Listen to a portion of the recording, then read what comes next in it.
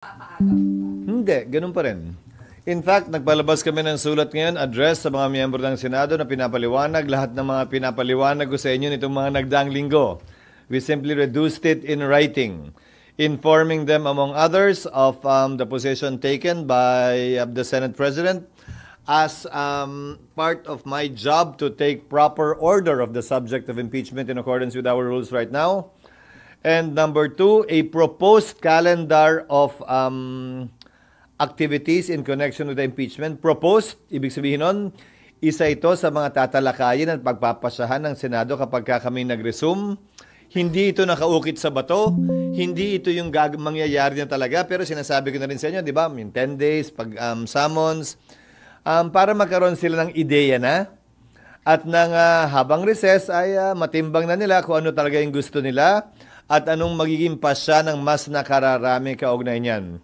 Pangatlo, minabuti namin na bigyan ng kopya nitong mga bagay na ito, yung sulat sa mga senador, yung calendar of activities, at gayon din yung special order na inisyo ko na ina-assign ang iba't ibang opisina dito sa Senado ng mga magiging papel nila kaugnay ng impeachment kapag nangyari na nga yan.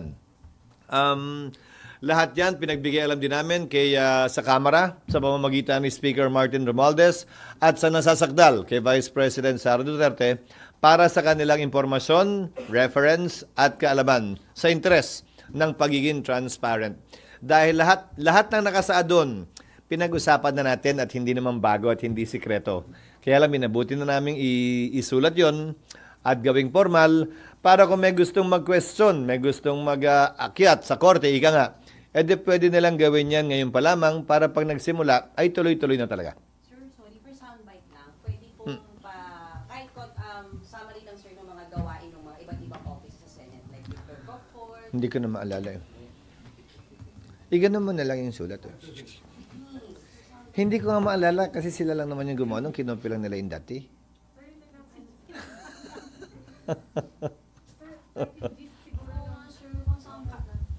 Sir, kung later yung sulat siguro, yung special order, pinapabigay ko na sa inyo dapat na mas maga para nabasa nyo na eh. Gano'ng kaalam nila ng SP na ngayon pa lang, alam na ng mga offices ng Senate na yung kanina pong mga assignment? Para makapaghanda sila at gumawa na rin ng proposed budget kaugnay nun dahil baka may mga unforeseen expenses na kailangan namin paghandaan.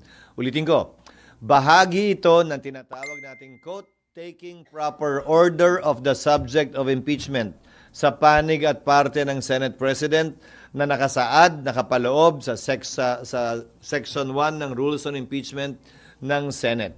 Upang sa gayon ay hindi pa man nagsisimula ang pre-trial o trial, ay buo na at kompleto na ang paghahanda ng Senado para dito. Then sir, pwede ano yung nakakalendaryo? Ano yung sa calendar, Makukuha sir? nyo din eh, nakalimutan Pero para sir, may audio kami. Okay. Ito rin yung sinasabi ko sa inyo noon pa, but ulitin ko, proposed calendar of activities ito at hindi ito nakaukit sa bato. So, June 2, resumption of session, presentation ng articles of impeachment by the prosecutors. Isang bagay ito na nakasaad sa aming rules at sa rules ng Estados Unidos kung saan kinopya ang rules on impeachment. In other words, babasahin man lamang yung mga allegations sa plenaryo para formally ay maging parte ng records ng Senado ito. Approval ng rules dapat magawa na rin namin ng June 2. Again, more or less, depende kung gaano kahaba ang debate. June 3, pwedeng mag-oath taking na ang mga senador bilang judges. Mauuna mag-oath taking ang presiding officer at yung presiding officer magpapa-oath sa mga senator judges. Pwede na rin pagkasunduan doon ang pag-issue ng summons na pwedeng ma-issue by June 4. From June 14 to 24, palitan ng pleadings yan sa magkabilang panig. At roughly from June 24 to July 25, yung pre-trial. Dahil sang-ayon sa Rules of Court, kung maalala nyo, sa mahaba natin at ilang ulit ng usapan at kwentuhan tungkol dito, nakalagay sa Rules of Court, dapat iset ang pre-trial not more than 1 month from the time the last pleading is filed by either party. So, tamang-tama lang. By July 28, magre-resume na ang Kongreso. Siyempre, wala tayong magagawa sa unang araw. July 29, inaasahan namin na susumpa ang 12 bagong senador na magiging bahagi ng 20th Congress maliban dun sa unang 12 kami na sumumpa na, hindi naman na kailangan sumumpa pang uli. At inaasahan namin na sa susunod na araw, July 30, kung yan ang mapagkakasundoan ng mayoriya, ay magsisimula na ang paglilitis o presentation of evidence. Silly question, pero yung mga senador na hindi natatawid sa next Congress, kasama pa rin sila mag-oath sa June. Na hindi I mean, mag-oath kailan? Sa June, sir, before you adjourn, as Dalawang Senator oath. Judge. Sila'y bahagi pa rin ng 19th Congress. Lahat ng senador ng 19th Congress ay mag-oath. Dahil ang termino nila ay matatapos sa June 30 pa lamang. Ano man ang mangyari dun sa 7 reeleksyonista kaugnay ng darating na eleksyon. Hindi kayang baguhin nun na ang termino nila ay hanggang June 30, 2025. So kung July 30 yung likely na pag-trial, kailan, sir, mangyayari yung pag-open ng impeachment court? I mean, yung magko-convene kayo as impeachment court? Kasi diba, sir, after the oath, sir, magko-convene na kayo sa impeachment court? Dalawa nga yun eh. June 30, anong June 30? July 30 yung trial. Malamang magsisimula. Alin? Pag nagsumpa kayo, impeachment court na ba yun? Convene na kayo sa impeachment court? Para kayong wala dito ng impeachment, ha? Dalawang sombrero ang suot ng Senado. Senado acting as a legislative body, Senado sitting as an impeachment court. Each time we adjourn, then we finish wearing that hat. Each time we resume, we will announce if we are resuming as what. So example, kung ang oras ng trial ay alas 9 ng umaga, magre-resume kami bilang impeachment court. Pag kami magsesesyon naman ng alas 3 at mag-a-adjourn yung impeachment court ng alas 2, edi mag-a-adjourn kami sa impeachment court ng alas 2 at pagdating ng alas 3, magre-resume kami as a Senate deliberating on proposed legislation. Ano yung tanong nyo? Hindi ko maintindihan. Kailan kayo magko-convene? Magko-convene kami twice. Under the 19th Congress, as I said, and under the 20th Congress. Tutuloy nga to, di ba? Yun yung matagal na natin pinag-uusapan. Mag-o-oath yung mga members ng 19th Congress para magampanan nila yung trabaho kaugnay ng pag-issue ng summons ang ayon sa aming rules. At magpapatuloy yung pre-trial dahil kung yun ang nakasaad nga sa rules namin, yun yung pinapanukala namin na aprubahan ng mayoriya. Tapos sa July 29 mag-o-oath yung 12 bagong senador. July 30 magko-convene yung impeachment court. Sorry, sir. Mag-oath kayo during the plenary session ng Senate as legislative body. And then, immediately after, you'll Depende sa mayoriya. That can happen the following day. Most likely the following day. Anong oras na ba yun? Depende.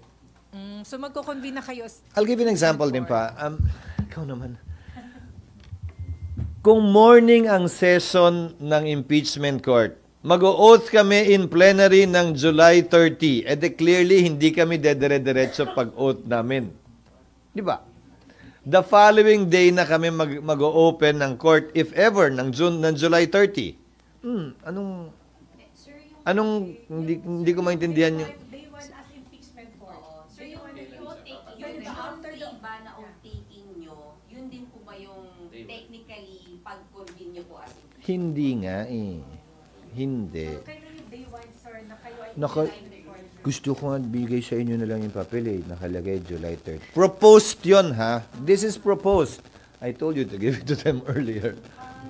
Proposed yun ha. Lahat to proposed. Again ha, pinag-uusapan natin lahat to ilang ulit na. Sinulat lang namin para mas maintindihan.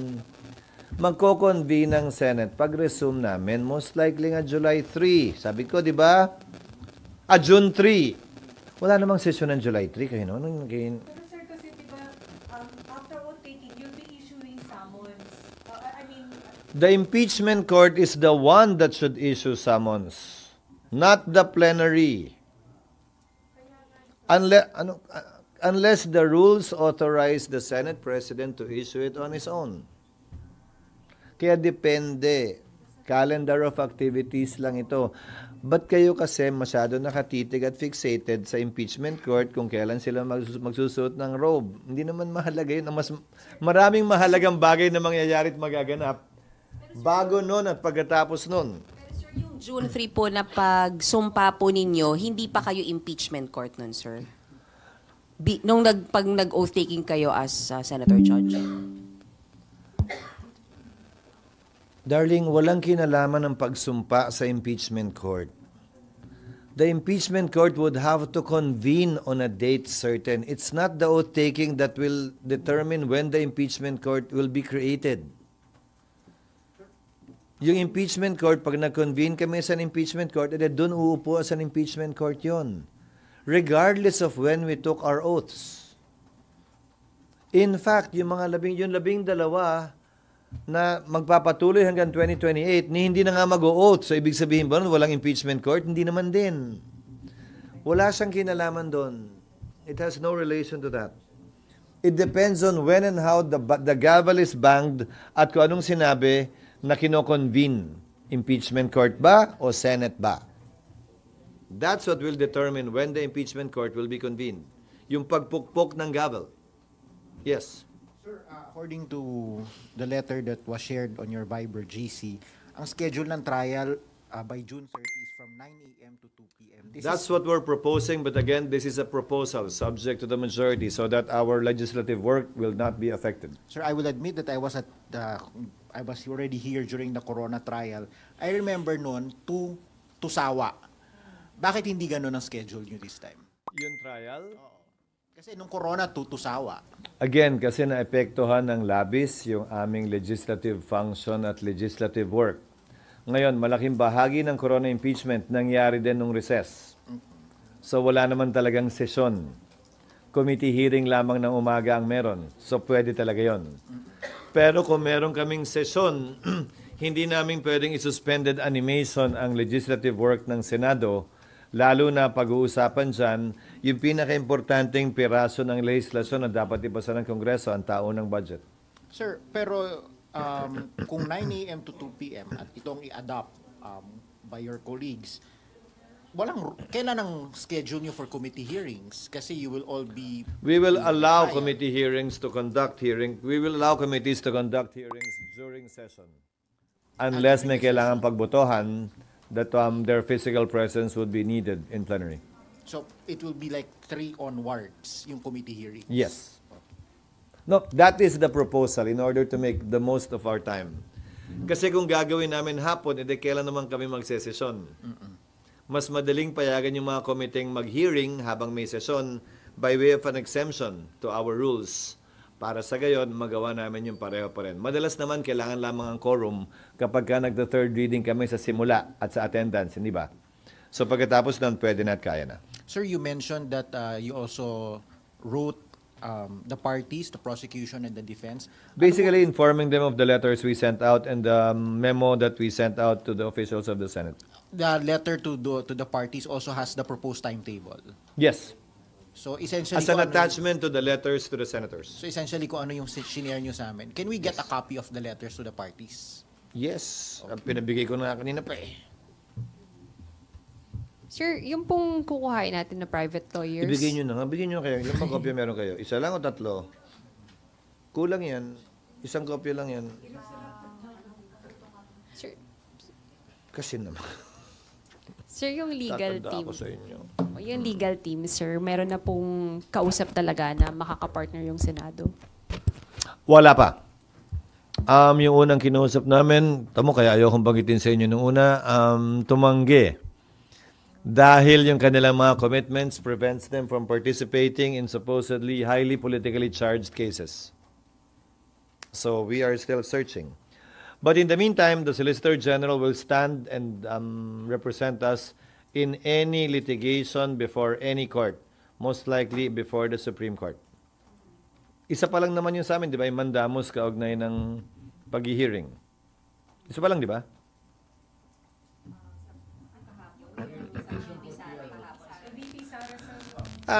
Yung kay VP Sara, iintayin naming matanggap yung notice mula sa Korte Suprema. Because as I understand it, I've read the petition. There are no allegations against the Senate in the petition itself. The Senate was merely included as a necessary party dahil sa amin nakafile yung case eh. Pero wala namang allegation laban sa amin, wala ring hinihiling laban galing sa amin. In fact, diretso nyo nalang hinihiling sa Korte Suprema na ipadismiss ito. So, i-refer namin malamang ito sa Solicitor General matapos naming matanggap yung notice kung talagang pinapa-comment kami o hindi. Dahil sa pagkakaalam ko, hindi rin kami named party dun sa nabasa kong petisyon. Baka iba kasi naisaad ng spokesperson doon sa actual na notice na matatanggap namin. So we will formally await the notice coming from the Supreme Court. As of today, wala pa kami natatanggap kaugnay sa petisyon ni Vice President Sara. Sir, sorry, ito po bang mga steps na tinitake ngayon ng Senate, is this in response to people who are commenting na, ay, walang ginagawa, inuupuan lang ng Senate? No. It took us this long to be able to do these things, again, because we are acting on it prudently. We are not rushing, but neither are we delaying. This is not in response to any call or clamor or kahilingan ng kahit sino man, lalo na mga partisano o bias ng mga tao. Ito ang trabaho po namin. May humiling man o wala, may clamor man o wala, ano man ang sinasabi ng mga bias o wala.